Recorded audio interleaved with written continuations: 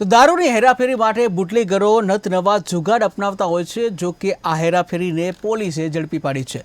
ત્યારે સુરતમાં કાપોદ્રામાં જે કહી શકાય એક બાઇકની પેટ્રોલની ટાંકીમાં 30 લીટર જેટલી જે દારૂ છે ઝડપી પાડવામાં આવ્યો છે કે જ્યાં દારૂની હેરાફેરી કરતા ઇસમ દ્વારા પેટ્રોલની ટાંકીમાંથી એક બાદ એક 11 જેટલી કોથળીઓમાંથી દેશી દારૂ બહાર કાઢવામાં આવ્યો હતો।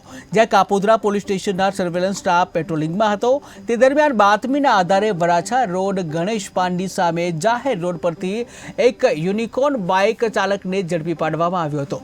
જ્યાં બાઇકમાં પેટ્રોલની ટાંકીમાં ચોરખાનું બનાવી દેશી દારૂની હેરાફેરી કરવામાં આવી રહી હતી। ત્યારે યુવક પેટ્રોલની ટાંકીમાં દેશી દારૂથી ભરેલ કોથળીઓ મૂકી દેતો હતો અને જ્યાં બાઇકની પેટ્રોલની ટાંકીમાં જે ચોરખાનું બનાવી દેશી દારૂ સંતાડી ગેરકાયદેસર રીતે દેશી દારૂની હેરાફેરી કરતો હતો ત્યારે પોલીસે પાથી ઉર્ફે ભરત મનુભાઈ રાઠોડ રહે ઉમરગામ તાલુકો ઓલપાડ જિલ્લો સુરતને ઝડપી પાડી આગળની કાર્યવાહી હાથ ધરી છે।